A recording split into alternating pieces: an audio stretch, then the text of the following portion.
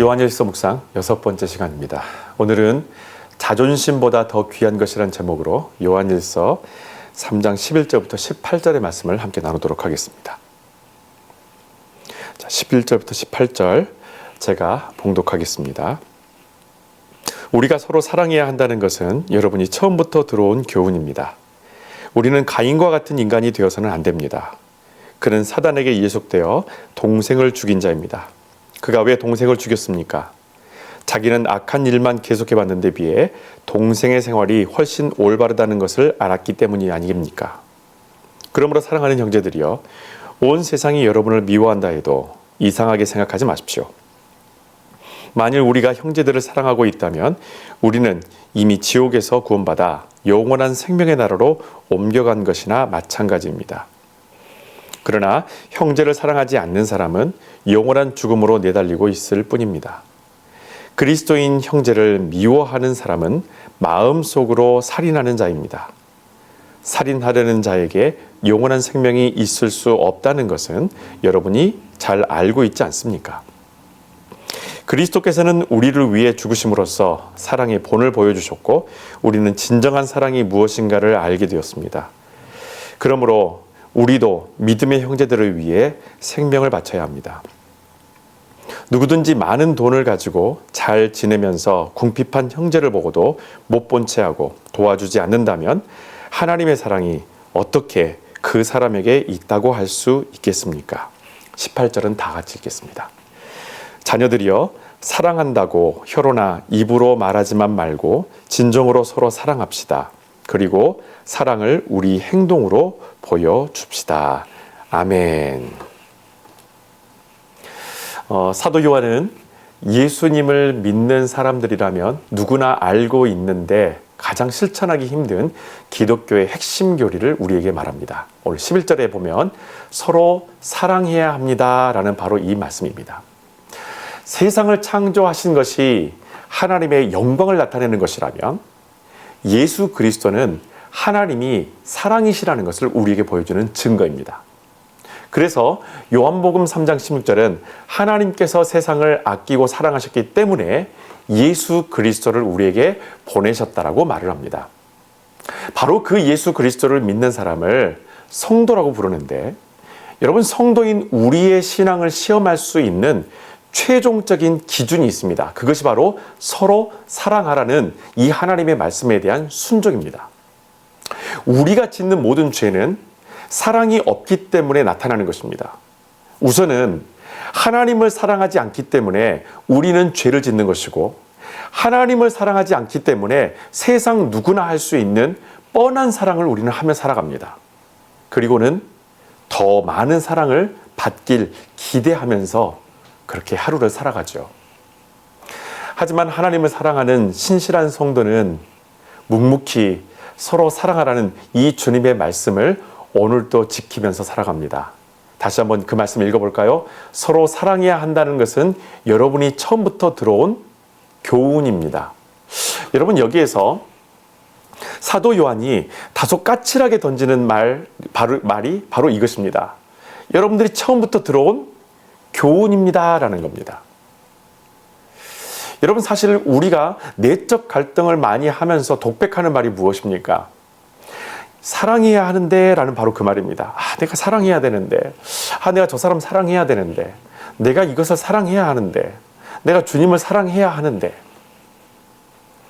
여러분, 성경은 우리에게 하나님만을 사랑하라고 가르치지는 않습니다.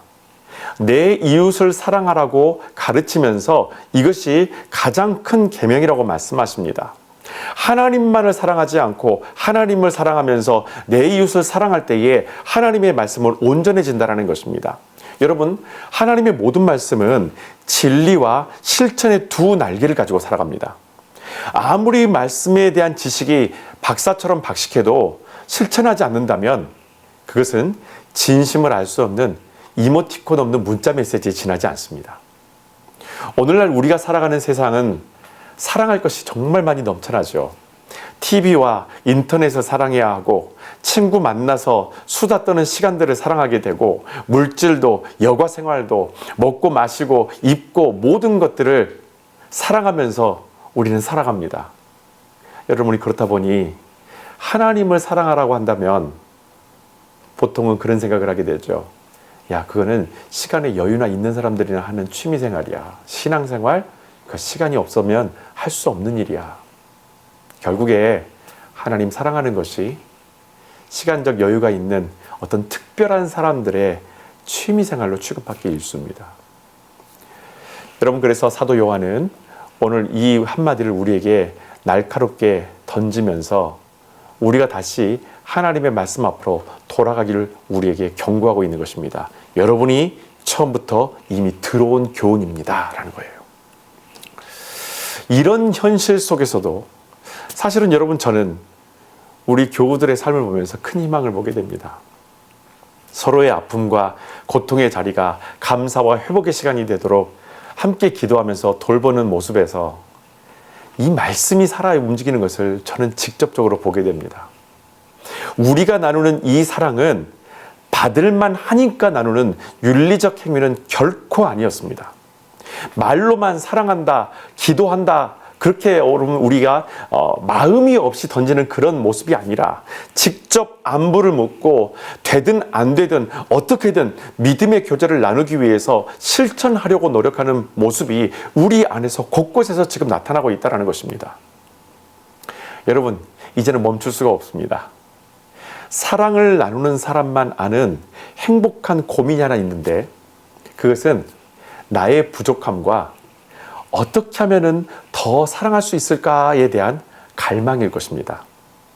내가 사랑하면 사랑할수록 내 마음 가운데 쌓이는 것은, 하나님, 어떻게 하면 제가 더 사랑할 수 있겠습니까? 어떻게 하면 제가 더 많은 사랑을 나눌 수 있겠습니까? 어떻게 하면 내가 배운 그 사랑을 믿음으로 전할 수 있겠습니까? 그러면서도 그렇게 따라가지 못하는 나의 부족함을 보면서 한없이 어떻게 하면 이것을 채울 수 있을까에 대한 갈망을 갖고 살아갑니다. 여러분, 이 갈망은 여기서 멈추지 않습니다. 이런 관심은 자연스럽게 하나님을 향한 관심으로 옮겨질 수밖에 없습니다. 왜냐하면 내가 가진 나눔의 한계치가 우리는 뚜렷하기 때문입니다. 사랑은 하는데 그만큼 표현이 되지 않는 사람도 분명히 있습니다. 어린 시절 가정의 분위기가 무관치 않을 것입니다. 그래서 나는 이게 사랑한다는 표현이다 라고 말하면서 거기에서 내 모든 걸 다 내어보냈다고, 이것이 전부라고 말하는 분들도 있을 것입니다. 여러분, 그리고 이것이 점점 내 자존심과 만약에 만나게 되면 돌아오지 않는 사랑은 절대 하지 않는 외톨이가 되어버립니다. 이런 우리가 부족한 사랑을 최대치로 끌어올릴 수 있는 한 가지 방법은 하나님께서 우리에게 베푸신 그 사랑을 우리가 배우는 것입니다. 하나님이 어떻게 나에게 사랑하셨는지, 그분이 나에게 어떤 사랑을 보이셨는지, 어떻게 예수 그리스도가 나에게 사랑이시며 하나님은 사랑이신지를 우리는 말씀을 통해서 하나님을 배우고 그 사랑을 배우게 된다는 것입니다. 여러분, 하나님께서 예수 그리스도를 통해 우리에게 보이신 사랑은 무조건 참고 견디라는 어떤 감정 없는 무감각함이 아닙니다. 하나님은 이 사랑 때문에 화를 내셨고 이 사랑을 지키기 위해서 또 참으십니다. 세상은 이 사랑을 이해하지 못했고 결국 그의 아들을 십자가에 못 박기까지 했습니다. 그럼에도 하나님은 세상을 심판하지 않으셨고 아들을 부활하게 하셔서 당신의 사랑이 끝이 없다라는 것을 다시 한번 우리에게 분명하게 보여주셨습니다. 지금 세상이 목말라는 사랑이 바로 하나님의 사랑입니다. 우리가 이미 받은 사랑, 그리고 세상에 다시 나눠줘야 할 사랑은 하나님에게서 나오고 또 하나님에게서 우리가 배워야 합니다. 사도 요한은 그 사랑이 무엇이고 어떤 성질을 갖고 있는지 오늘 우리에게 말씀을 통해서 일러줍니다. 자, 먼저 요한은 12절에서 우리가 잘 알고 있는 구약의 최초의 관계적 범죄였던 가인과 아벨의 이야기를 소환합니다. 요한은 가인이 아벨을 죽인 그 이유에 대해서 그가 하나님께 속해 있지 않고 사단에게 속해 있었기 때문이라고 말을 합니다. 여러분, 죄는 하나님의 백성이 하나님의 주권 가운데 살아가지 않는 것을 말합니다. 죄는 나타나는 형태로 구분하는 것이 아닙니다. 하나님께 속해 있지 않는 것이 죄입니다. 하나님께 속해 있지 않으면 악한 일을 계속해가며 사는 그런 가인과 같은 인생을 살게 된다는 것입니다. 심지어 죽였음에도 불구하고, 살인을 했음에도 불구하고 어떠한 죄책감도 느끼지 않는다는 거예요. 여러분, 이걸 반대로 한번 얘기해 보면 이렇게 정리할 수 있습니다. 하나님께 속해 있는 사람은 주님과 매일 동행하는 사람, 바로 그 사람은 아벨처럼 하나님께서 기뻐하시는 선한 일을 세우며 살아간다라는 겁니다. 오늘날 우리에게는 세상 그 누구보다 하나님을 가장 먼저 사랑하는 하나님과의 관계의 회복이 절실합니다. 누군가를 사랑하든 책망하든 그 전에 먼저 하나님께 속한 자가 되십시오. 내가 먼저 하나님께 속한 자가 되지 않게 되면 내가 전하는 모든 사랑, 나의 모든 분노, 의롭게 나타내는 모든 분노를 알지라도 여기에는 감정이 들어갈 수밖에 없다는 것입니다. 그리고 내 생각이 개입할 수밖에 없다는 것입니다. 여러분, 하나님께 먼저 속한 자가 되십시오. 만약 저에게 목사님, 그러면 부모님보다 하나님을 더 사랑해야 하나요? 라고 묻는다면 저는 1초의 망설임도 없이 그렇게 반드시 해야 된다고 말할 것입니다. 하나님을 더 사랑해야 한다는 그 말은 가족을 내팽개치고 무조건 교회에 매달려 사는 광신도가 되라는 뜻이 절대 아닙니다. 여러분, 기독교는 천륜을 무너뜨리는 사이비 종교가 아닙니다. 여러분, 생각해 보십시오. 우리가 부모님을 잘 모시려고 해도 한계가 분명히 있을 것입니다. 부모님을 잘 섬기느냐, 그런 질문을 만약에 던지게 된다면 저는 둘도 없는 불효자입니다. 이곳 멀리 캐나다에 와서 살고 있는 것 이 자체가 천륜으로는 친가나 처가의 엄청난 불효입니다. 그렇다고 한국에 살 때에는 잘 모셨는가? 저는 부끄러워서 할 말이 없습니다. 여러분, 왜 우리가 하나님을 부모보다 더 사랑해야 합니까? 그것은 하나님을 사랑함을 통해서 부모를 어떻게 섬겨야 하는지를 배울 수 있기 때문입니다. 하나님을 사랑하는 것처럼 부모를 사랑하고 하나님을 사랑하는 것처럼 내 이웃을 사랑하는 것이 성경이 말하는 진정한 사랑인 줄로 믿습니다. 여러분, 우리가 아무리 하나님께서 주시는 그 마음이 아닌 내가 가지고 있는 사랑의 방식으로 부모님을 잘 섬기겠다고 노력해도요, 절대로 우리는 온전하게 잘 섬겼다라고 자부할 수 없습니다. 말 한마디 한마디가 부모님의 마음을 아프게 하고 내 행동 하나하나가 부모님을 속상하게 했었던 일들이 너무나 지금까지 많았다라는 거예요. 여러분, 우리가 먼저 하나님께 속해 있을 때 자존심보다 더 귀한 하나님의 사랑을 우리는 비로소 만나게 됩니다. 그래서 바울은 에베소서 3장 17절에서 이렇게 말합니다. 여러분이 하나님의 놀라운 사랑의 토양 속에 깊이 뿌리 내리게 되기를 기도하십시오. 바울은 이렇게 우리에게 권면합니다. 그 안에, 주님 안에 깊이 뿌리 내릴 수 있도록, 주님께 깊이 속해 있을 수 있도록, 온전하게 속해 있을 수 있도록 여러분 기도하십시오. 여러분뿐만 아니라 요한은 오늘 말씀 15절에서 형제를 미워하는 사람은 살인자라고 말을 합니다. 여러분, 살인자는 다른 사람에게 생명을 주는 사람이 아니라 가인처럼 빼앗아가는 사람입니다. 하나님께서 우리에게 가르쳐 주신 사랑은 우리에게 생명을 주는 것이었습니다. 오늘 우리에게 있어야 할 사랑이 무엇입니까? 바로 이것입니다. 사랑은 생명을 전해주는 것입니다. 우리가 믿지 않는 사람에게 하나님을 증거할 때에 저지르는 치명적인 실수가 하나 있습니다. 교회에 다니게 하기 위해서 그분들과 세상적인 즐거움을 함께 동참해 준다는 것입니다. 전도하기 위해서 예배를 빠지고 함께 취하고 진리와 동떨어진 그 언행을 공감해 주는 것은 절대로 생명을 전해주는 것이 아닙니다. 그 사람이 갖고 있는 복음의 씨앗이 절대 자라지 못하도록 돌을 뒤덮어서 돌받치게 되게 만드는 것이 바로 믿는 사람이 그들에게 그냥 그들과 똑같이 행동하면서 그들의 죄악된 행동과 똑같이 공감하면서 동참해주는 잘못된 실수라는 것입니다. 세상의 악함을 함께 즐겨하는 것은 여러분 절대 사랑이 아닙니다. 그런 유사 크리스찬들의 신앙을 그들도 교회 안에서 똑같이 훗날 답습하게 될 것입니다. 여러분 잊지 마십시오. 진리 앞에서는 한 발짝도 물러서지 않는 것이 사랑입니다. 하나님과의 약속을 신실하게 지키는 것이 사랑입니다. 교회를 향한 비판에 대해서 내가 먼저 회개하고 올바른 진리의 길로 함께 가자라고 말하는 용기가 사랑이라는 것입니다. 스위스의 작가인 드니드 르즈목이라는 사람이 있습니다. 이 사람이 이런 말을 합니다. 사랑은 신의 길을 그칠 때 악마의 길을 그친다. 여러분 쉽게 말하면 하나님은 사랑이시지만 사랑은 하나님이 될 수 없습니다.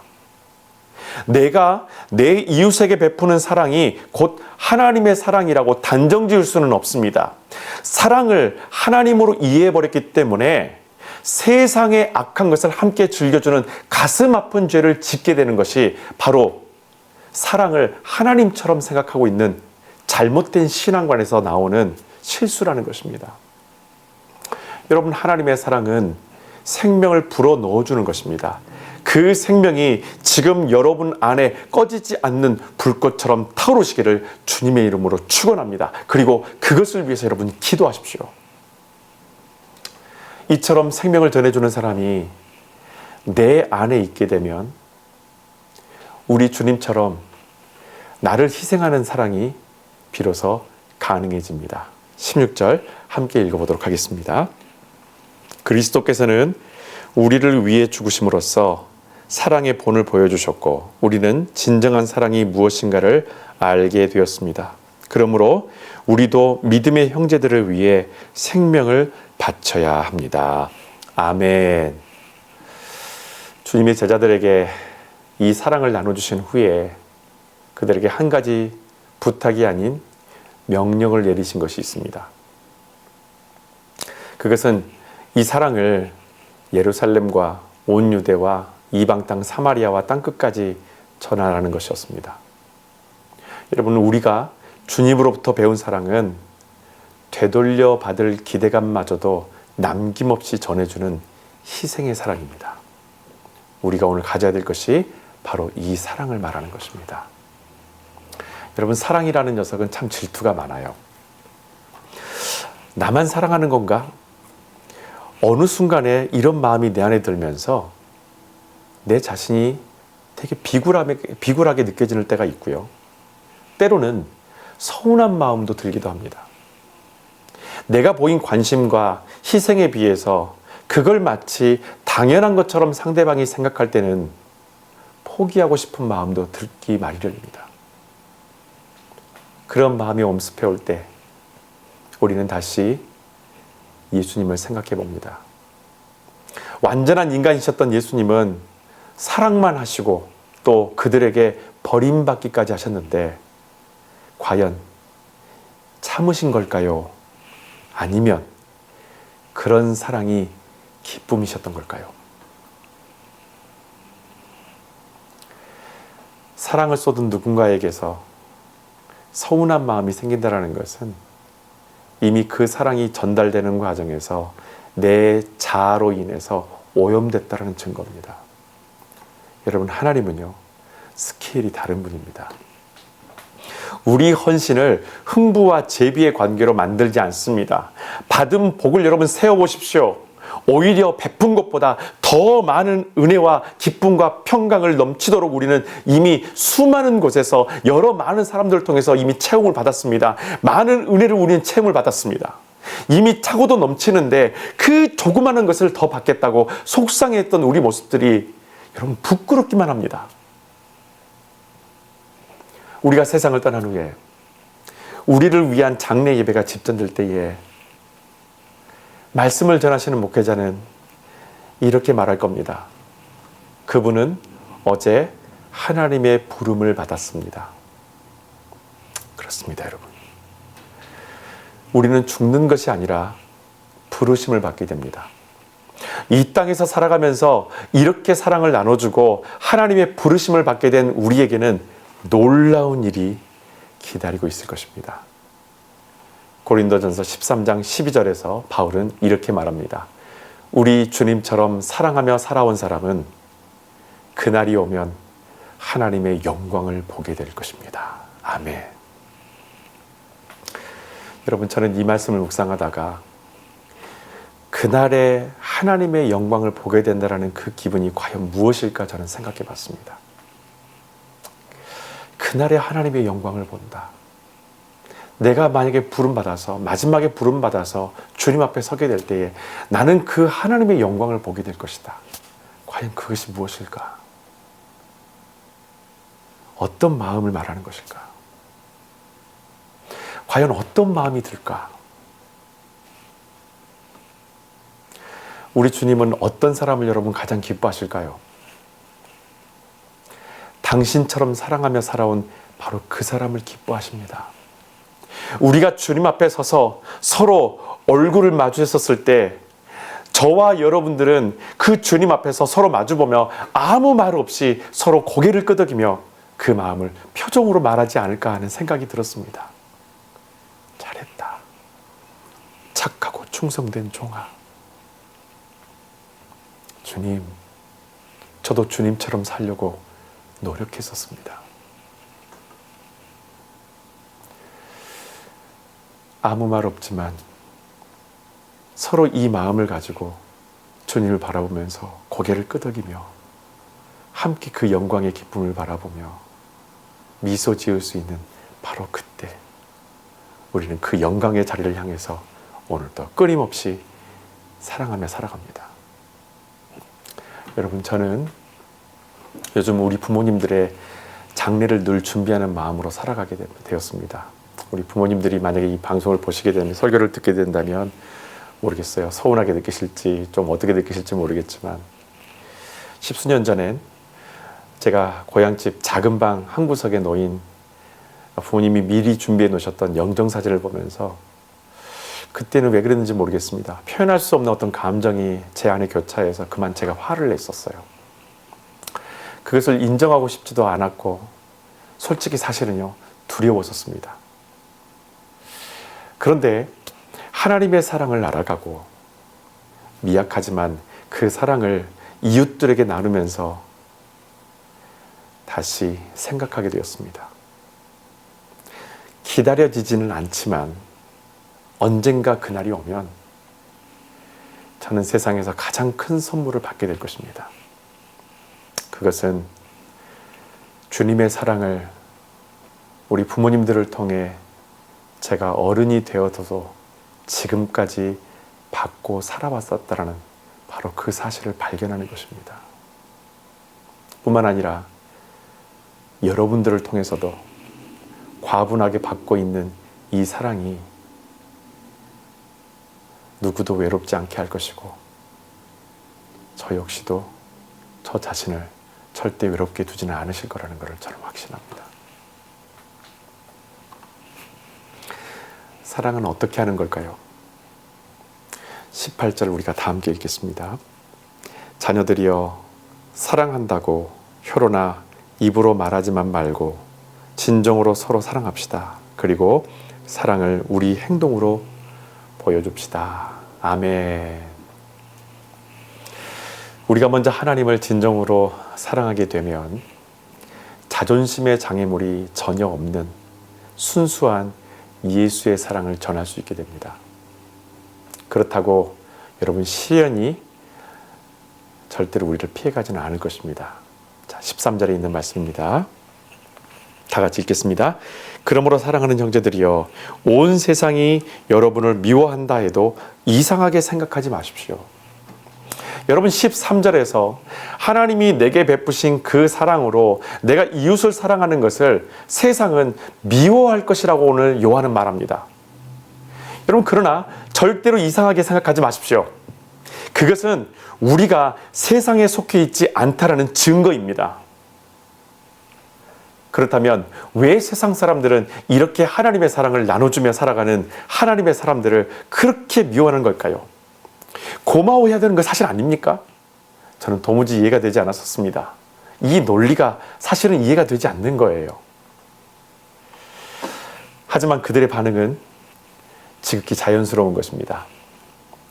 저는 이 문제에 대해서 바클레이 목사님의 답변에 전적으로 동의합니다. 세상에 속한 사람들은 하나님의 사랑을 실천하는 그리스도인들을 통해서 자신에 대한 질책을 보고 있다라고 말을 합니다. 쉽게 설명하면 이렇게 정리합니다.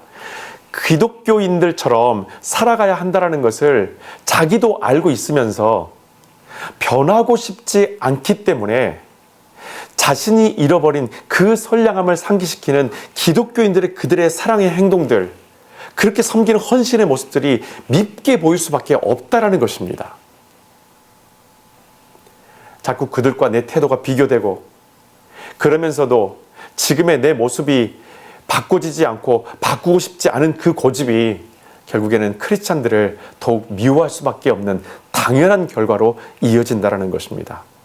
더욱이 그들의 마음 한켠에서는 기독교보다는 내가 옳다라고 여기는 자기윤리가 믿는 사람들을 향한 증오로 더욱더 나타나게 된다는 거예요. 그러니 세상에 속한 사람들의 원망과 시기와 질투에 대해서 연연하지 않는 의연함을 갖는 것도 여러분, 하나님을 사랑하는 우리들의 매너인 줄로 믿습니다. 아직도 하나님께서